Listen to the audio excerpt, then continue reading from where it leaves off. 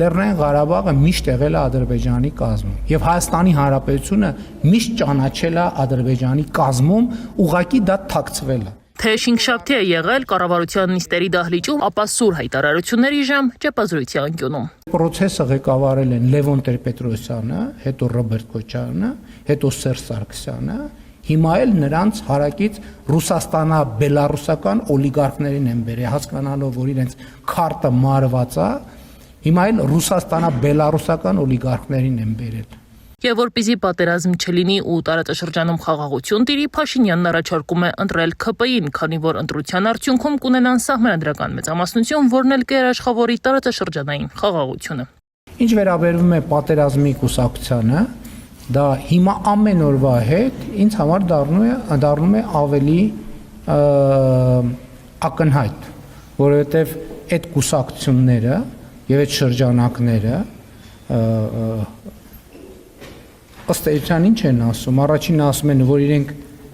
դեմ չեն խաղաղությանը եւ երկրորդիվ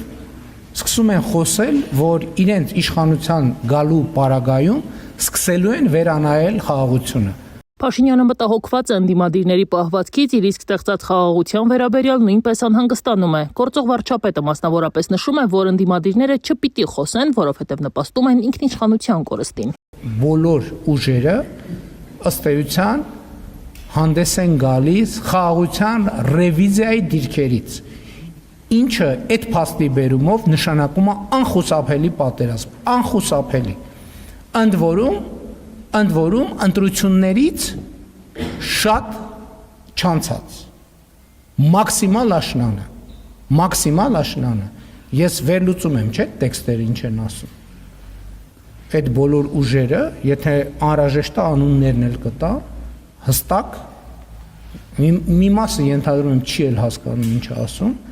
բայց իրենք պատրաստում են նոր սեպտեմբերյան պատերազմ ծանր հետևանքներով։ Իսկ հետո դիմելով լրագրողներին վստահաբար նշում է, թե նրանց 90%-ը 2026 թվականի խորհրդարանական ընտրություններում քվեարկելու է հենց ՔՊ-ի օգտին, հակառակ դեպքում ընդդիմադիր լրագրողները գործազուրկ կմնան։ Անդրադառնալով նոր սահմանադրություն ընդունելու, սահմանադրության ներածությունից անկախության հռչակագրին հղումը հանելու վերաբերյալ հարցին Փաշինյանն այստեղ նոր մոտեցում ունի։ Անկախության հռչակագիրը, ընդ որում հրապարակային տեքստ է, ձեզնից յուրաքանչյուրը դա կարող է կարդալ, վերլուծել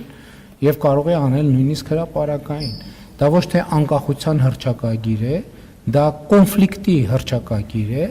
եւ արդյունքում կախվածության հռչակագիր է։ Ինչ վերաբերում է Վրաստանի պատրիարք Իլիա II-ի հուղարկավորության ամենայն հայոց կաթողիկոս Գարեգին II-ի մասնակցության վերաբերյալ հարցին Փաշինյանն անորոշ պատասխան տվեց, հայտարարելով, որ հուղարկավորությանը մասնակցելու համար Երևանից Թբիլիսի կմեկնի բարձր մակարդակի պատվիրակություն։ Ես պատրաստվում եմ զանգահարել Վրաստանի վարչապետին, ցավակցել անձամբ եւ մենք ձևաչափը քննարկում ենք, թե ինչ մասնակցություն ունենանք, այլ ձևաչափերի մասին չեմ կարող ասել։ Իսկ վերջում անհրաժեշտության դեպքում Հայաստանը պատրաստ է հումանիտար օգնություն ցուցաբերել Իրանին։ Փաշինյանի խոսքով նման դիմումի անհրաժեշտություն չկա, քանի որ եթե Հայաստանը տեսնի, որ հումանիտար բնույթի օգնություն ցուցաբերելու կարիք կա, ապա ինքը քայլեր կձեռնարկի։